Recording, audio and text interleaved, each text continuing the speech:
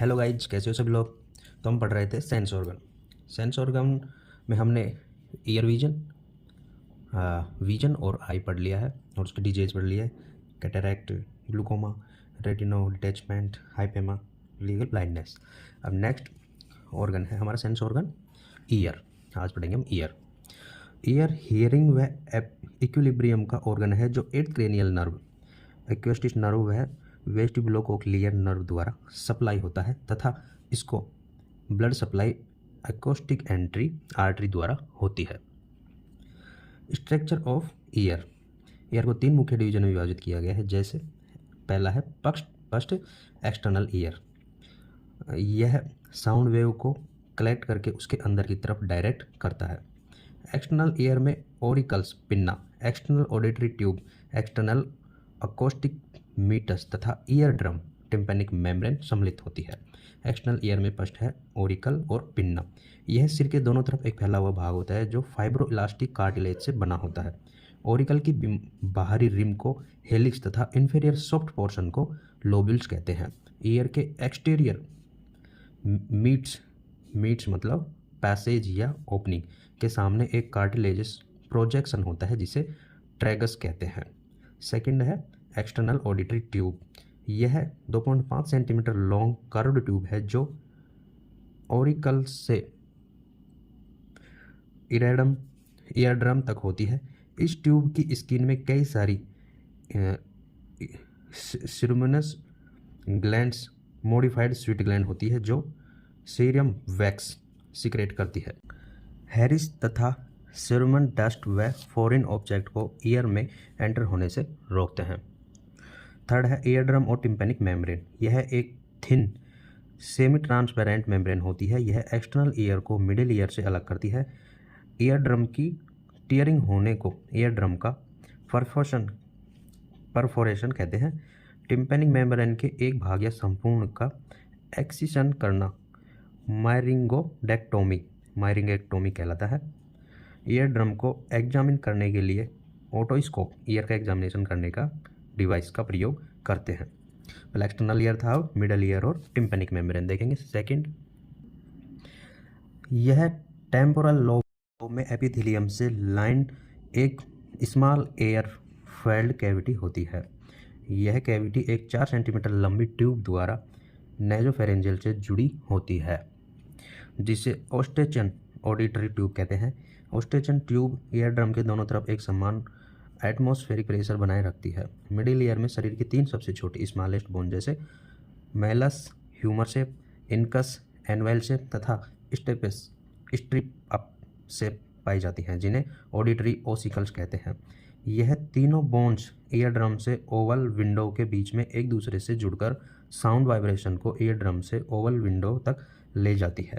Auditory ossicles 2 tiny muscle जैसे tensor, tympani तथा stapedius human body की सबसे छोटी स्केलेटल मसल से जुड़ी होती है। यह मसल ईयर ड्रम को लाउड वॉइस से डैमेज होने से बचाती है। थर्ड है इनर और लेबिरिंथ। इनर ईयर को लेबिरिंथ भी कहते हैं क्योंकि यह एक कॉम्प्लिकेटेड सीरीज ऑफ कैनाल से बनी होती है।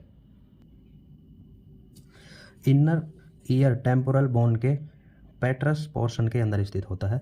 टेम्पोरल बोन 3 पोर्शन जैसे स्क्वेमस, मस्टोइड व पेट्रस पोर्शन से बनी होती है। इनर ईयर 2 मुख्य डिवीजन होते हैं जैसे आउटर बोनी लेब्रिंथ जो आंतरिक मेम्ब्रेनस लेब्रिंथ को घेरे हुए रहता है, जैसे एक ट्यूब के अंदर दूसरी ट्यूब का होना।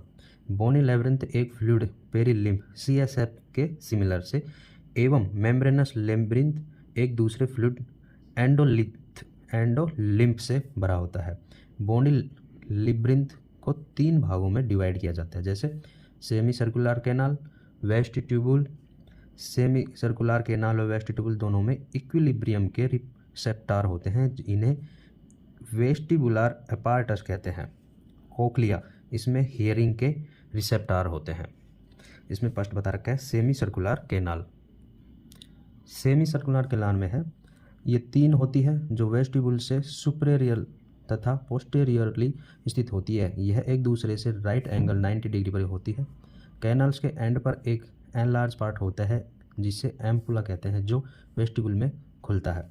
सेकंड है वेस्टिबुल, यह मिडिल ईयर का ओवल शेप सेंट्रल पोर्शन होता है जो दो सेक, जिन्हें यूट्रिकल तथा सैक्युल कहते हैं, का बना होता है। यह दोनों से एक स्मॉल डक्ट के द्वारा जुड़े होते हैं। थर्ड है कोक्लिया। कोक्लिया स्नेल के कवच सेल के समान होता है।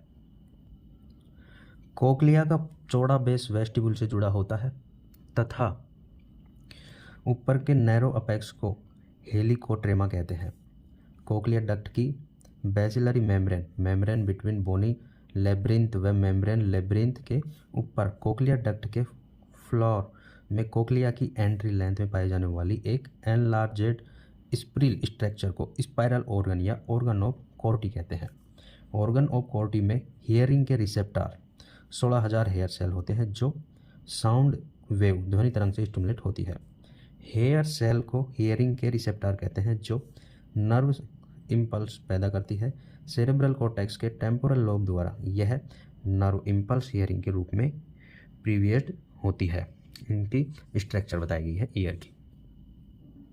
अब बताया गया है साउंड वेव। साउंड वेव की ऑडिबल रेंज 20 से 20,000 हर्ट्ज।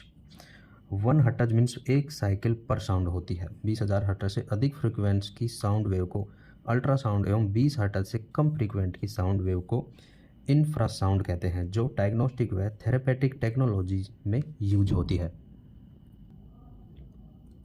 सोनोग्राफी। अल्ट्रासोनोग्राफी में ऑर्गन अथवा टिश्यू की एक इमेज अथवा फोटोग्राफ पैदा करने के लिए 1 लाख से 15 लाख हर्ट्ज फ्रीक्वेंट से अधिक की साउंड वेव का प्रयोग करते हैं। साउंड वेव की इंटेंसिटी को नापने वाली यूनिट को डेसिबल डीबी तथा फ्रीक्वेंसी को यूनिट को हर्ट्ज कहते हैं। वह पॉइंट जिस पर साउंड और साइलेंस में फ़र्क होता है उसे 1000 हर्ट्ज पर 0 डेसिबल कहते हैं। 50 डेसिबल से अधिक इंटेंसिटी की साउंड के लंबे समय तक सुनने से डीफनेस हो सकता है। 140 डीबी से ऊपर की साउंड वेव पेनफुल होती है। अब हम हियरिंग की फिजियोलॉजी देखेंगे। Physiology of hearing. ओरिकल ध्वनि तरंगों को कलेक्ट करके ईयर ड्रम तक डायरेक्ट करता है। उसके बाद में वाइब्रेशन इन ईयर ड्रम होता है। फिर vibration in auditory ossicles middle ear में। वाइब्रेशन और मूवमेंट इन ओवल विंडो और fenestra vestibuli 20 time more vibration than ear drum होता है। उसके बाद में फ्लूइड वेव इन पेरीलिम्फ। उसके बाद में वाइब्रेशन इन बेजल मेम्ब्रेन। उसके बाद में वाइब्रेशन होता है हेयर सेल और ऑर्गन कॉर्टी में। उसके बाद में जनरेशन ऑफ नर्व इम्पल्स में होता है।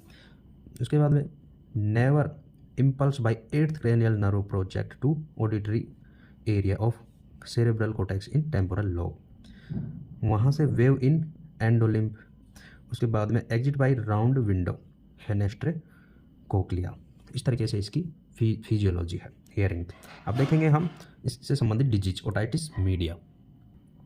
ओटाइटिस मीडिया में है ऑस्टिन ट्यूब के ब्लॉकेज के कारण मिडल ईयर का इन्फेक्शन होना ओटाइटिस मीडिया कहलाता है। ओटाइटिस मीडिया नेजोफेरिंग से कई तरह के बैक्टीरियल व वायरल इन्फेक्शन होने के कारण होता है। यदि मिडिल ईयर में फ्लूइड भी बन जाता है तो इसे सीरस ओटाइटिस मीडिया SOM कहते हैं। मिडल ईयर के इन्फेक्शन से ब्रेन एब्सेस और mastoiditis inflammation of the mastoid sinus भी हो सकता है।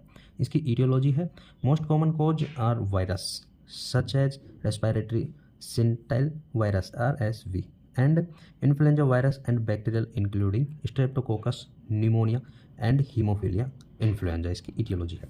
इसकी क्लिनिकल मैनिफेस्टेशन है ओटाल्जिया और ओटोडाइनिया और ear aches pain in ear red and bulging tympanic membrane otorrhoea inflammation of ear with purulent discharge fever malaise ये इसकी क्लिनिकल मैनिफेस्टेशन। अब देखेंगे इसके मैनेजमेंट। टॉपिकल तथा सिंटेमिक एंटीबायोटिक एडमिनिस्टर करें। एडल्ट में ईयर ड्रॉप डालते समय एक्सटर्नल ईयर को सीधा करने के लिए पिन्ना को अपवर्ड तथा बैकवर्ड की ओर पुल करते हैं। इन्फेंट तथा 3 वर्ष से कम उम्र के बच्चों में ईयर ड्रम डालते समय एक्सटर्नल कैनाल को सीधा करने के लिए पिन्ना को डाउन तथा बैक की ओर पुल करते हैं। ईयर की नेक्स्ट डिजीज है external otitis. External auditory canal तथा ओरिकल का इन्फेक्शन तथा इन्फ्लामेशन होना। एक्सटर्नल ओटाइटिस चिल्ड्रन में अधिक सामान्य होता है। इन्हें स्विमर्स ईयर भी कहते हैं, पानी में डुबकी लगाने वाले व्यक्तियों में अधिक होती है। इसके क्लिनिकल मैनिफेस्टेशन है pain, itching, redness, oedema, exudates, conductive hearing loss होता है इसमें। इसके मैनेजमेंट में हम करते हैं कि दिन में 3 बार 20 मिनट के लिए लोकली हीट अप्लाई करते हैं, एंटीबायोटिक देते हैं, कोर्टिकोस्टेरॉइड तथा एंजेल्सिक एडमिनिस्टर करते हैं। नेक्स्ट डिजीज देखेंगे हम हियरिंग इम्पार्टमेंट और हियरिंग लॉस। हियरिंग लॉस की एक सीमा जिस पर कम्युनिकेशन डेवलपमेंट, लर्निंग या इंटरपर्सनल इंटरेक्शन में व्यवधान आने लगता है। अब दे रखे इसके टाइप। हियरिंग कई प्रकार की होती है। फर्स्ट है कंडक्टिव हियरिंग लॉस। एक्सटर्नल और मिडल ईयर में डिसऑर्डर के कारण यदि साउंड वेव इनर ईयर तक नहीं पहुंच पाती तो इसके कारण होने वाले हियरिंग लॉस को कंडक्टिव हियरिंग कहते हैं। इसके कोज बता रखे हैं एक्सटर्नल तथा मिडल ईयर में ड्राइवैक्स, फॉरेन बॉडी तथा ट्यूमर के कारण ऑब्स्ट्रक्शन होना, हियरिंग ड्रम की थिकिंग तथा परफोरेशन होना, ऑटोस्क्लेरोसिस, स्टेप्स व ओवल विंडो के बीच में बोन की ओवरग्रोथ या ओटाइटिस मीडिया के कारण जॉइंट्स का इमोबिलाई होना, scar tissue formation on the ossicles. Second hearing loss का टाइप है सेंसोरियल हियरिंग लॉस और नर्व डीफनेस। इनर ईयर की सेंसरी सेल या नर्व फाइबर के परमानेंट या टेम्पररी डैमेज होने वाला हियर लॉस है। यह कोक्लिया की किसी स्ट्रक्चर जैसे hair cell, organ कॉर्टी, bezel membrane या कोक्लियर डक्ट के डैमेज होने अथवा ईयर व सेरेब्रल कॉर्टेक्स के मध्य के नर्व पाथवे की किसी बीमारी के कारण होता है। अब देखेंगे इसके कोज। कुछ एंटीबायोटिक जैसे स्ट्रेप्टोमाइसिन व जेंटामाइसिन के कारण हेयर सेल या 8th cranial nerve, vestibulocochlear nerve को डीजनरेशन होना, 85 dB से अधिक व लाउड नॉइज से लंबे समय तक एक्सपोज होने से कोक्लिया का डैमेज होना, myxoedema, diabetes mellitus, trauma, surgery तथा इन्फेक्शन, माइनर सिंड्रोम और एंडोलिम्फेटिक हाइड्रोप्स। एंडोलिम्फेटिक फ्लूइड का अत्यधिक होना माइनर सिंड्रोम कहलाता है। यह टिनस, वर्टिगो तथा हियरिंग लॉस करता है। Presbycusis, presby means old, cochlea में ganglion cell, nerve cell body का ग्रुप की एट्रोपी तथा बेसलरी मेम्ब्रेन की इलास्टिसिटी का लॉस होना जो मुख्य है ओल्ड एज में होता है। अब देखेंगे इसके डायग्नोसिस। हियरिंग इम्पायरमेंट को असेस करने के लिए ऑडियोमेट्री टेस्ट व ट्यूनिंग फ्रॉक टेस्ट का यूज करते हैं। जैसे फर्स्ट बताया गया है ऑडिटरी टेस्ट, इसका हियरिंग एक्यूटी को मेजर करने के लिए प्रयोग करते हैं। ऑडिटरी डिफेक्ट के नेचर व सीवियरिटी को जिस टेक्निक द्वारा डिटरमाइन किया जाता है उसे ऑडिटरी कहते हैं। इसमें प्रयोग किए जाने वाले इंस्ट्रूमेंट को ऑडिटोमीटर कहते हैं। ऑडिटोमीटर लोवेस्ट से हाई तक अलग अलग फ्रीक्वेंसी की साउंड वेव को पैदा करने में कैपेबल होता है। एक पर्टिकुलर फ्रीक्वेंसी पर यदि एक व्यक्ति 0 लेवल से 30 dB अधिक पर साउंड को सुनाता है तो उस व्यक्ति में 30 dB का हियरिंग लॉस होंगे। सेकंड है tuning fork test. Tuning fork test का यूज कंडक्टिव तथा सेंसोरियल हियरिंग लॉस को डिफरेंशिएट करने के लिए करते हैं। यह 2 प्रकार से होता है, जैसे वेवर्स ट्यूनिंग फ्रॉक टेस्ट और Rinne's tuning fork test. Weber's tuning fork test का यूज यूनिलैटरल डिफनेस को टेस्ट करने के लिए तथा रिन्स ट्यूनिंग टेस्ट का प्रयोग बोन कंडक्शन हियरिंग से एयर कंडक्शन हियरिंग को कंपेयर करने के लिए किया जाता है। अब देखेंगे इसके मैनेजमेंट। पहला इसका मैनेजमेंट दिया गया है advise to use hearing aid. It is electro optical device the amplify sound. एक इलेक्ट्रो ऑप्टिकल डिवाइस जो साउंड को एम्पलीफाई करता है, यह कंडक्टिव हियरिंग लॉस वाले क्लाइंट में अधिक यूजफुल होता है। बोलते समय कम्युनिकेशन को फैसिलिटेट करने के लिए पेशेंट के सामने से बोलें।